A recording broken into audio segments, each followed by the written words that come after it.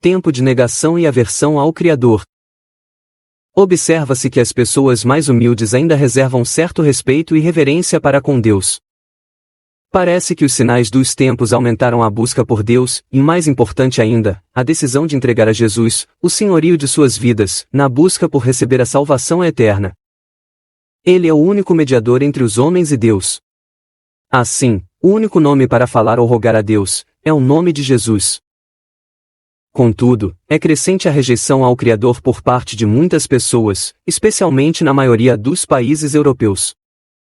As pessoas deste grande grupo, algumas um pouco, outras muito mais, parecem sentir-se incomodadas quando falam de Deus e principalmente, quando falam de Jesus Cristo.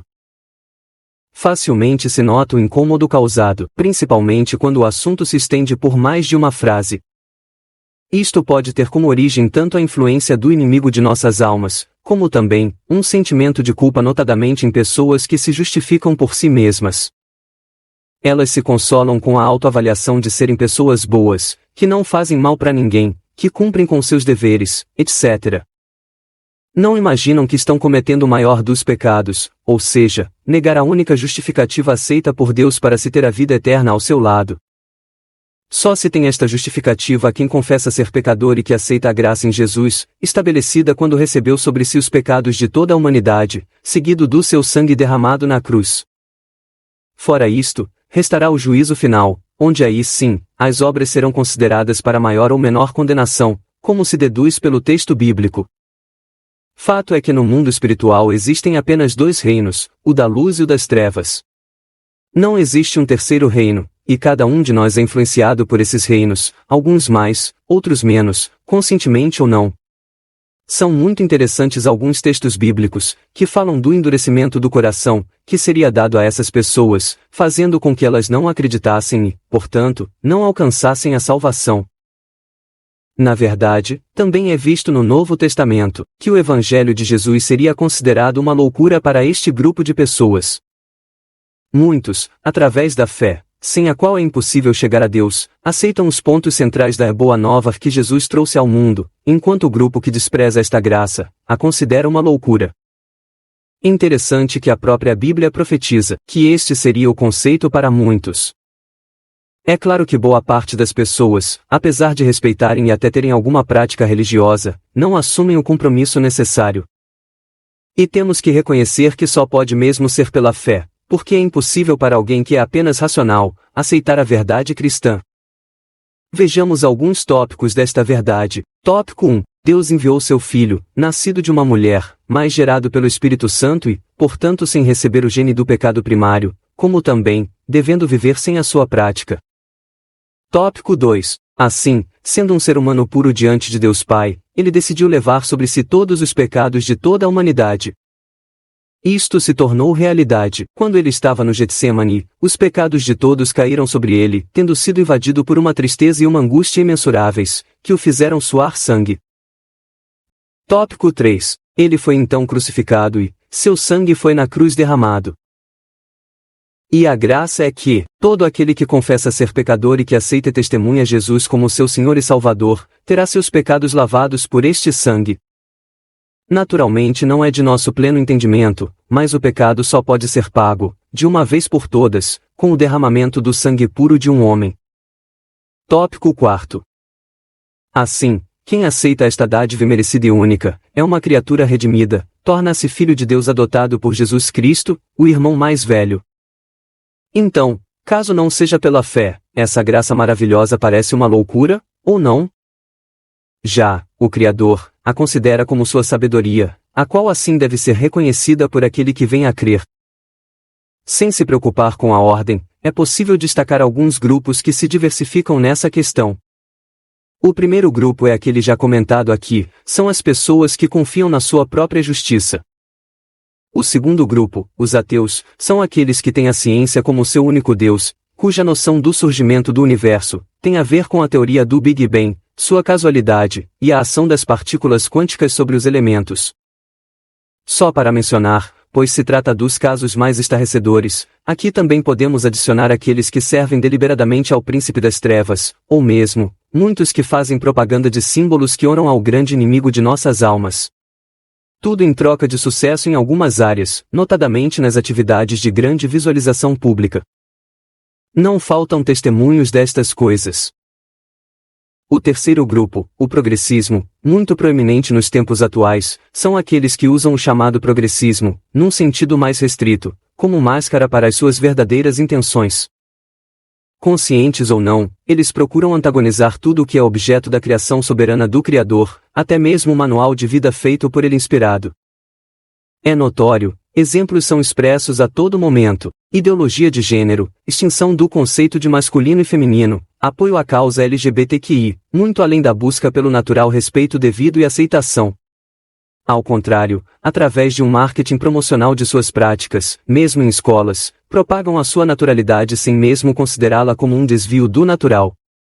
É bom também que se diga que muitos são os que buscam a Deus, de todo o coração, através do caminho que é Jesus Cristo e, assim, como resultado de uma experiência pessoal com o Criador, a Ele entregam o senhorio de suas vidas e os cuidados de seu desvio sexual.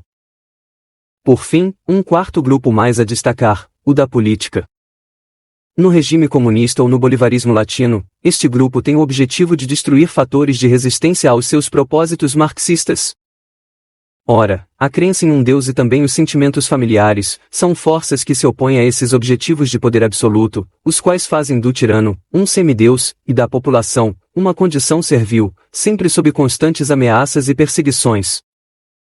As cadeias de poder nestes regimes são absolutamente nocivas, onde o chamado partido do governo deve ser visto como o Deus e a família do indivíduo. O mérito quase desaparece, sendo em grande parte substituído pela ação individual que vem a expressar lealdade ao partido no poder, essencial para garantir ao indivíduo uma posição na pirâmide do poder. Um dos meios utilizados é o da famigerada denúncia. Não se pode confiar em praticamente ninguém. Surge então uma questão muito lógica: por que é que uma minoria está gradualmente a conquistar a maioria? Vamos encontrar resposta quando o próprio Jesus, referindo-se ao seu regresso, lembra que será num tempo como foi nos tempos de Noé e nos tempos de Ló. Deus mandou o dilúvio, depois de a humanidade ter atingido um nível absurdo de degradação, nos mais variados aspectos do comportamento humano. Já no tempo de Ló, o relato bíblico fala da destruição de Sodoma e Gomorra, sugerindo que a degradação, especialmente no aspecto da sexualidade, também teria atingido um nível que levou à sua destruição. Certamente Jesus vai voltar.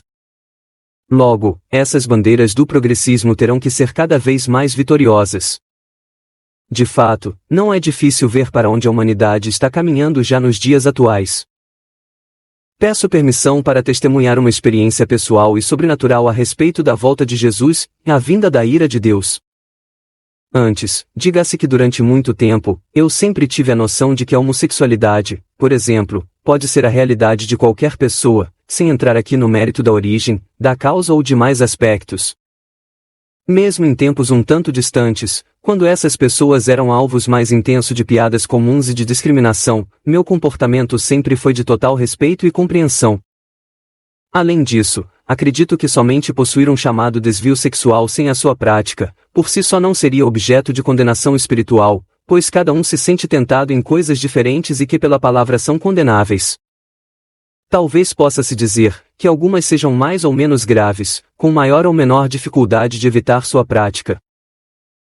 De qualquer forma, em um determinado momento, estava triste e revoltado pelo fato de uma minoria estar vencendo a imensa maioria nestes aspectos citados do progressismo. Em sintonia com os dons bíblicos, Deus me proporcionou uma breve experiência espiritual sobre este tempo que está muito próximo. Ele se referiu apenas a uma questão, a homossexualidade. Então, como se falasse com Deus, perplexo com estas coisas e lamentando estes avanços do progressismo, expressei ao Senhor em meditação, o quanto seria muito bom para a humanidade se essas coisas não avançassem tanto. Foi quando ouvi claramente, entendendo sem dúvida que era Jesus, que referindo-se ao meu desejo, ele me disse, me perguntando: você não quer que eu volte? Ou seja, como aqui já foi dito, pode-se estar triste com esses acontecimentos, porém, como Jesus estará voltando, se deduz que nada impedirá esses avanços. É claro que isso não impede que todos participem da batalha para evitar os excessos. Aliás, de acordo com a interpretação da maioria, a ira de Deus ou o Apocalipse não ocorrerá sobre os que são salvos, que aceitaram a graça de Jesus e vivem esta fé. Sofrerão perseguições cada vez mais intensas em todo o mundo, mas, no início de acontecimentos de magnitude incomparável, serão arrebatados por Jesus. É importante que todos procuremos conhecer esses sinais que estão acontecendo ao redor do mundo. Eles revelam a proximidade da volta de Jesus, bem como da ira de Deus sobre a humanidade. Podemos nos perguntar, por acaso não estamos perto desse momento? Ou poderíamos dizer que já estamos nesses dias? Todos devemos nos preparar e fazer parte daquilo que aqui foi expresso como a sabedoria de Deus. Ora, muito em breve, num piscar de olhos, a arca partirá com todos aqueles que aceitaram a graça, o dom incomparável do Criador. É o próprio Deus quem fala em sua palavra o seguinte: buscai ao Senhor enquanto ele pode ser encontrado, invocai-o enquanto ele está perto. E ele convida: vinde agora, diz o Senhor, e raciocinemos, ainda que os vossos pecados sejam como a escarlata, eles se tornarão brancos como a neve, ainda que sejam vermelhos como o carmesim, se tornarão como a lã branca. Isaías 55 verso 6 e 1 verso 18.